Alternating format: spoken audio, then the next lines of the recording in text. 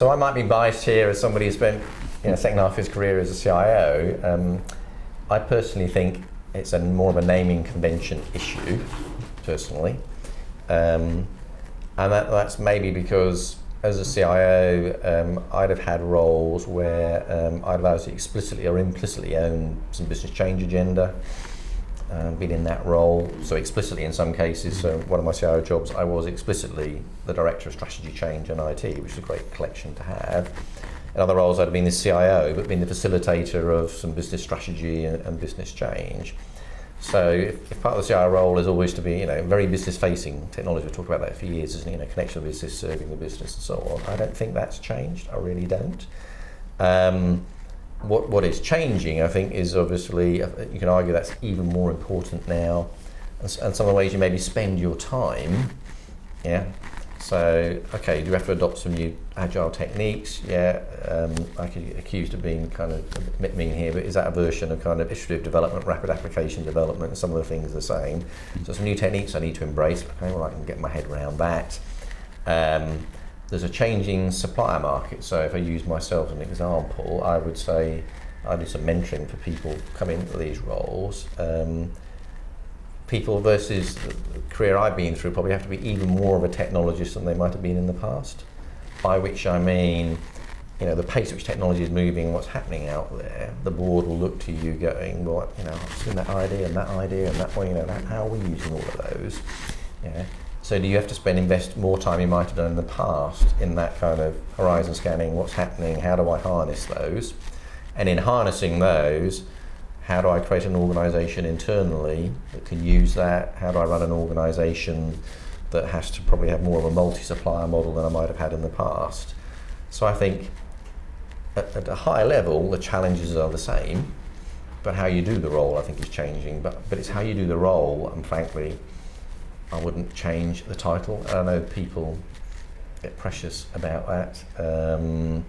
I've one role I've done as a CIO where I've had kind of a digital leader alongside me. We had a nice balance, I felt, which was he was very much worrying about kind of the future business model, kind of the customer proposition. Even within his bailiwick, if I try and actually get to a point of creating some digital services and even knocking those up into wireframes and so on, there's some point in this journey where we have to build some real technology. The infrastructure that underpins it and the security and all the other things that go with it, that's the technology job. Yeah. And that was quite a nice balance, but I'm very conscious in organisations, that role I've just described, digital leader, starts taking a load of technologies, building stuff and so on, and some organisations it's gone all the way to, hasn't that taken over? Technology shop. But I think it's a label thing, my own view. If I can come in at another perspective, Andy, having spent most of my life serving CIOs as a consultant, I've actually seen sort of very different personality types. And personality types do define roles in many respects. So one classic personality type for a CIO is an operator, someone who likes to run large systems, large operations, large infrastructures, someone who's really meticulous, very trustworthy, very robust in those sort of operational roles. I'd say those are the exception rather than the rule in CIOs, because most CIOs actually are change managers. They're really excited by the prospect of being able to harness new technologies and techniques and help to reinvent their own businesses that they're employed in. So I think there's two very different types, and then there's almost at the fringe, there's the entrepreneur, the innovator, who is actually constantly excited by the new tricks and wants to play with all the new gadgets and all the new companies. So you've got this sort of spectrum, and of course the problem the CIO has is you typically look at most CIOs, they're in the job for 3 or 4 years and they'll move sector. So for example, the CIO of BP moved to become the CIO of one of the major American banks. And you have to ask yourself, how does someone who has been a big CIO in an oil company become another big CIO in an investment banking house?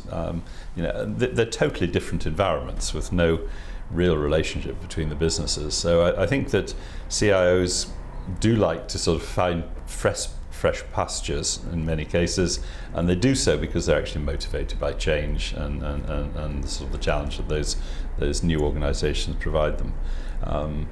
Is the role itself relevant in the modern day? I think absolutely, for the reason that information itself becomes more and more core to the central asset value of the corporation.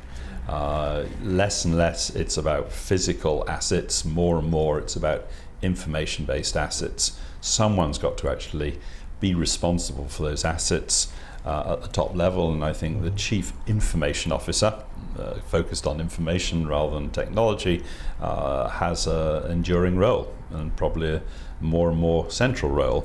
But that then does beg the question, who looks after the day-to-day operations, who looks after the data centers, who looks after the suppliers, compared to the role of looking after and exploiting the information in the organization. And some organisations could split those roles. I've seen that done, and genuinely.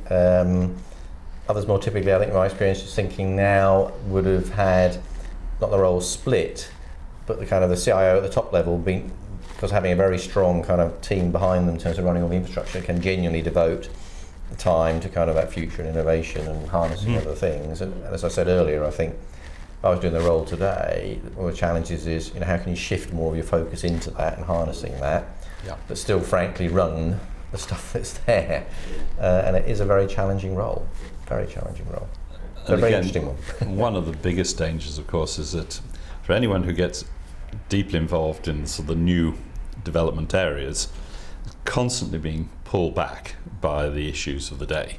So, a single ATM goes out of service in a bank, chief executives in your office within a quarter of an hour, and that typically distracts a lot of the energy, effort and attention to the new. And I think that a lot of CIOs are held back inevitably by the fact that running their operations has to be their main day-to-day job. They cannot ignore it. So keep the lights on, and I guess it's easier said than done with the degree to which you can mitigate the story Roger tells, because the accountability actually sits back at the CIO, but you build capability around you either through your internal organisation and partners you have, where in that kind of scenario that Roger talked about, there's trust and faith in that organisation, and that somebody's arrived at the COO's door before he's arrived at yours, going, we're aware of the issue and this is what's happening, and I trust the person who's my lieutenant running the service to deal with it. The capability as ever. I'm not sure if it's broken. I mean, a kind of fundamental underlying issue, you could say, which is not a new one, is scarcity of skills, So as people compete in the same resource pools for it, that's probably the underlying issue, I would say, to start with. And then you can get into a broader debate about why that is, and then you start heading back into education potentially and what you do about that. So if I think of, and I'll come back to recruitment bit in a minute, if I think of an example of that, so a friend of mine very much runs an IT shop that's absolutely modern technologies, development and so on, and he would go, I really want some first-class developers, top of the range kind of developers with modern tools and techniques. And if I head to universities, Paul would have, I think, a list of about 3 where he goes, despite endless computer science degrees, I think about 3 or 4 who actually give me, at the developer end, the quality of people I want, the very best, and the rest, just don't. So there's an underlying question there about capability and skill, I think. It's difficult. In terms of the recruitment piece, kind of in my own personal experience, I've had quite good experience, I think, and both recruiting at most senior levels, which tends to be more of a headhunter approach, and I think on the whole for me been quite a good experience in terms of landing some very good people. Maybe that's because the right headhunters and very clear about what you want and so on. And some more of the mass recruitment, I think it gets dodgier, frankly, the degree to which at kind of the more junior end, the recruitment industry is throwing a pile of names at you off a database and adding no value to that, and so it frustrates, they don't get enough business and you don't get what you want. And then maybe a middle ground that I've had, again, mixed success with, but okay. A middle ground I would describe as kind of running a campaign. So I'm just after bodies, you go to market and you actually say, for my organisation, very publicly, I'm recruiting for these sorts of skills and so on, for these sorts of reasons, and do quite a campaign around it and have somebody from the recruitment industry partner with you on that journey. And I've had some good experience of that and some poor experience of that. I agree at the top end. If you're really prepared to pay big money to headhunters, you can get very good results. Unfortunately, the rest has become highly commoditized, and so a lot of recruitment takes place now online through LinkedIn. Most recruiters use LinkedIn today by default. It's just sort of a database search. So as Andy said, you get very little added value there. And it really has become a sort of commodity industry like most others that delivers very little in return. And it just displays a sort of massive hole in the landscape here, because we need good skills. And I think that Andy's right, the skills, the pool of good skills is not expanding as fast as the need requires. And I think this all puts the focus back into education, and I know this is a subject that BCS is particularly interested and concerned about. I personally am a visiting professor at Surrey University, where we're looking very seriously at the courses that we run, particularly the master's courses. We recognise today that it's got to be more and more about experience and less about chalk and talk. It really does require students to actually work in real environments, and Surrey has one of the largest science parks in the country. We have a lot of startups, a lot of entrepreneurial activity, so we're pushing students into those new startups, give them real experience of developing technologies on the fly, so that when they actually graduate, they're much more adept at being able to fit into the workplace and understand what's required of them. And again, I think there's a sort of a nice convergence here between the growing number of people who are entering into these startups, whether they are startups within big corporations or they're startups in Silicon roundabout, and the nature of education itself. It's actually breeding the right skills and right temperament to be able to cope with an environment which is much less regulated, much less formal than we would have expected 10 years ago. It's much more chaotic, much more innovative, and you require a very different sort of style and personality to the one that you may have sought after in 10 years before. I've got two other thoughts I would add to this. So coincidentally, I also do a bit of teaching in my portfolio work. So I'm teaching on a master's course at Lancaster University. And it's a course that genuinely tries to combine technology and business and organisational change and try and teach about that. And I've done a bit of teaching at Manchester Business School as well. And one of the things I would say on the course, and it's a challenge for the educators at university level, is how you refresh these courses. So I start looking at some of the stuff going on, and I kind of go, where is the, whatever digital is, where's the digital piece of this, and where's the multi-sourcing, where's some of the trends, and how you're teaching people about that. And one course I did a kind of a guest speaker on, I think it was Manchester, they shared the case study for this term, and it was an ERP system. So and I was teaching some good things about business change, but it was using kind of technology journeys that people are still going on. It's not like they're going on them, but where's the journeys of more modern technology. So I think it's a challenge for the educators about how do you keep up with this. The other bit I think is interesting is look at it from the lens of the potential employee. So is the generation, back to my children's generation, okay, I happen to have two sons, one who's, in quotes, potentially going on a more traditional route, and the other is kind of working for himself. So are people coming into the technology industry and they'd have different aspirations entering it? And do they take a mindset that actually, I'm definitely having a career in one company, I want to try out different things, and I love developing, let's say. So what I like to do is I'm going to do these interesting websites and digital services at company X, and that was quite interesting for a couple of years, and now I want to go off and do something else, And the recruitment industry isn't built that way, is it? It's built around career paths and structure and so on. And have you now got a generation coming through where I don't see my career that way? Some do. So back to, as I say, my two sons, I think one might be more traditional in his career and businessman and money and moving on, and the other is definitely in the camp of I'm doing something interesting and then I'll do something else interesting, and actually I'm not even being employed, I'm working for myself, and I'm teaching, the other thing I'm doing in his case is I'm teaching myself the skills. So I didn't do a degree in technology, but I can now teach myself a lot of the web development, and in his particular case, he'd be good, I think, at a lot of the customer stuff and so on, and the softer skills. And the educational world is going through as much disruption as any other sector. So online courses today have become much more mainstream. There are some absolutely outstanding courses given around the world today, highly interactive, involving top-class professors in the States and in Europe. So I think the opportunity to self-serve actually throughout your career is much higher than it was. And the idea that education stops at the age of 21 is now an absurdity, really. And even before that time, how do you teach people to actually be able to adapt to an environment which is going to be so fundamentally different? And again, I'm sure Andy will testify, many people who've done extremely well in the computing industry never read computer science.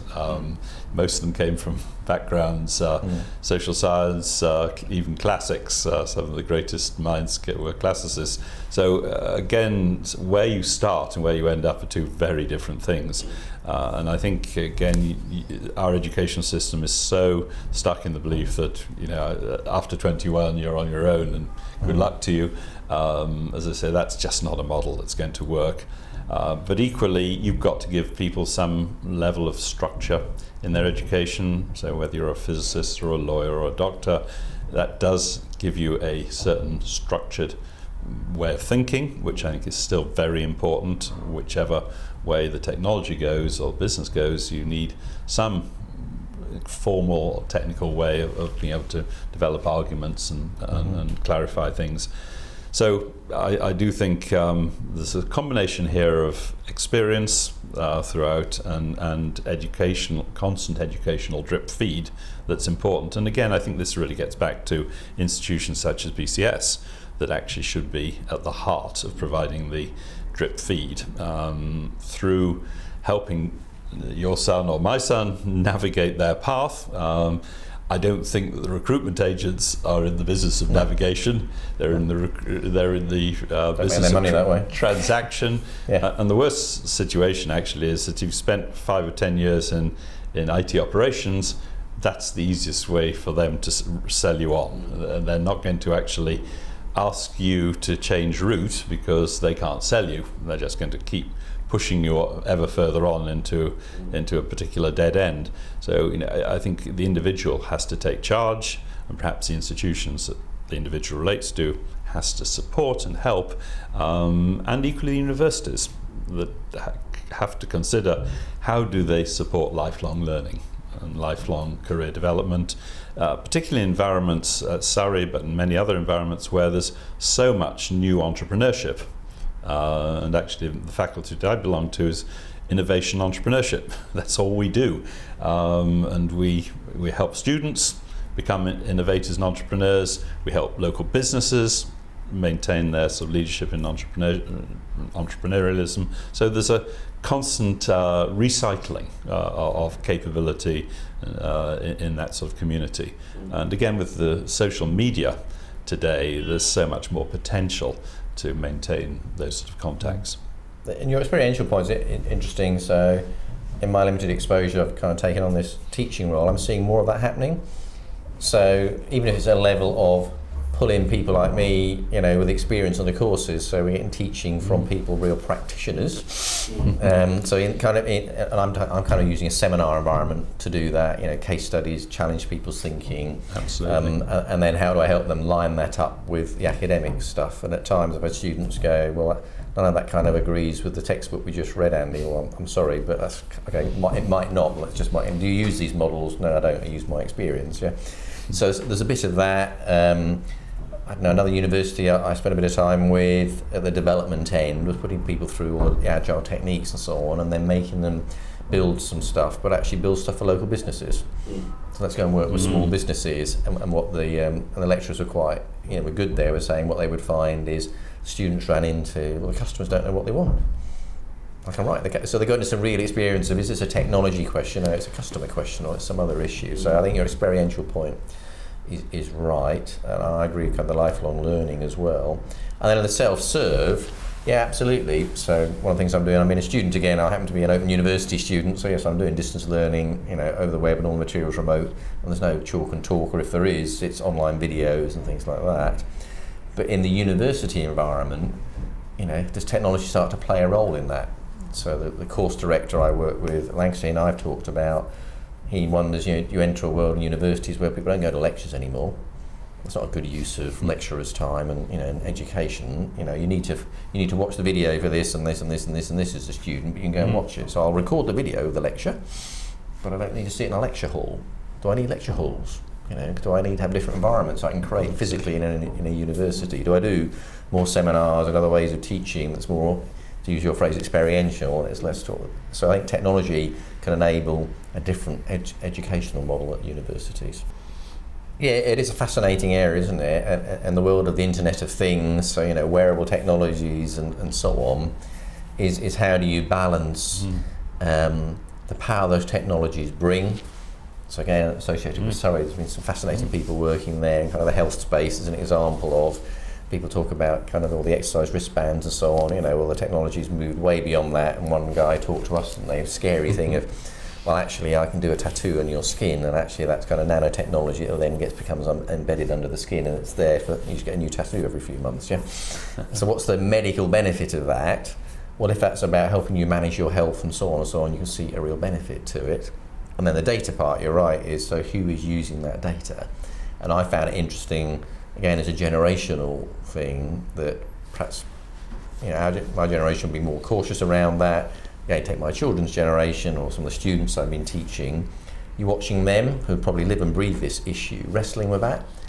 And the one interesting thing I find is they get very varying views. And it's definitely a personal thing. So again, back to my Lancaster group of students, this subject came up, and some were going, no, I'm fine with Apple having all that data and so on. And others, either because they'd had a bad experience or something, I'm not happy about that at all. I'm trying to switch all this off, I don't like this idea. And also a technical question, it was, an emotional response to it, and how do you control that? And then I do some work with a specialist law firm, and they're starting to get into the data privacy legislation, data protection and so on, patenting of products and so on. There's some real challenges with how you do that, And I think people are waking up to this more and more, so people aren't aware. Mobile phone's a classic example, isn't it, where you'll download the next app and it says, can I have your location and all this other stuff off your phone? And it'd be too easy, just, I really like that app, and we just do it, and now you've lost track of what's going on. So if you think about where wealth is created in the next 10, 15 years, it is about your personal tastes, your personal style, the transactions you will personally want to make, and that's your choice, that's your information. And as a futurist said 20 years ago, information about a transaction can become more valuable than the transaction itself. So the real question then is, who benefits from that information? Is it me because it's my choice, it's my style of living?